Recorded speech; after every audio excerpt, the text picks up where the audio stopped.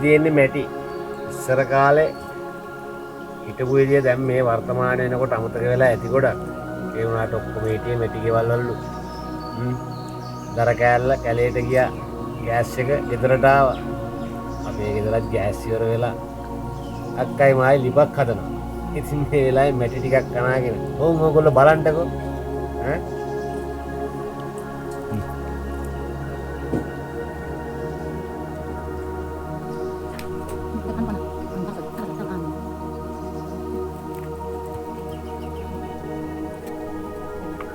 තියෙන්නේ සිමෙන්ති මේ තියෙන්නේ මැටි වලට එකතු කරපුවා මේ සිමෙන්ති මැටි වලට දැම්මම මේක වෙන්නේ හුඹස් මැටි මේ තියෙන්නේ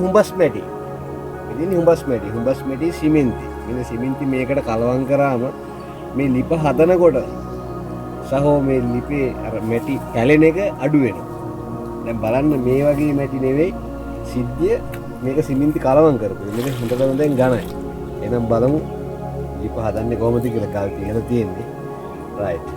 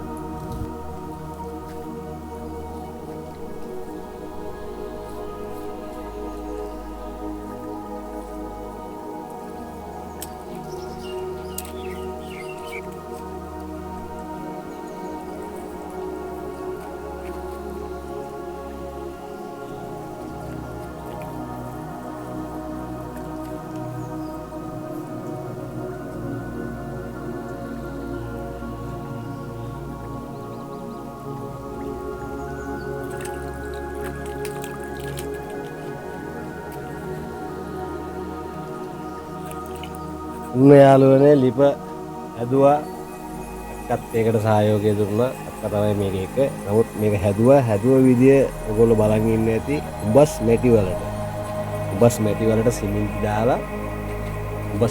සිමෙන්ති දාලා කලවම් කරලා ගඩොල් තියලා අකරන් දාලා ලස්සනට ලිපක් හැදුවා පෞරාණික ඉතිහාසයේ දර කෑල්ලයි මැටි කතාවක් තියෙනවනේ එකතු කරලා හැදුවා ලිපක් ගල් තුනක් තියලා හැබැයි ඒකට ගොඩක් උපයෝගී කරගත්තේ හුඹස් මැටි. ඉතින් හුඹස් මැටි වල තියෙනවා අපූර්ව කතාවක් ඉස්සර පැරන්නන්ගේ.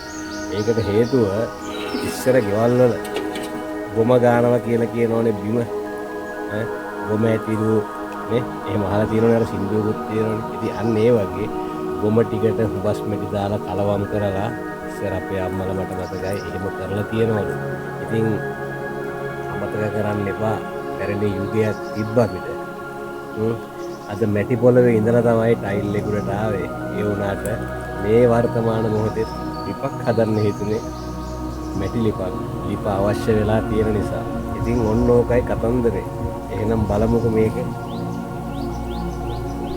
ඕම් බලන්න ලිප ඔන්න අට්ටියකුත් තිබ්බ. ඔන්න බලන්න ලිප අපේ ලස්සන පුංචි ලිප.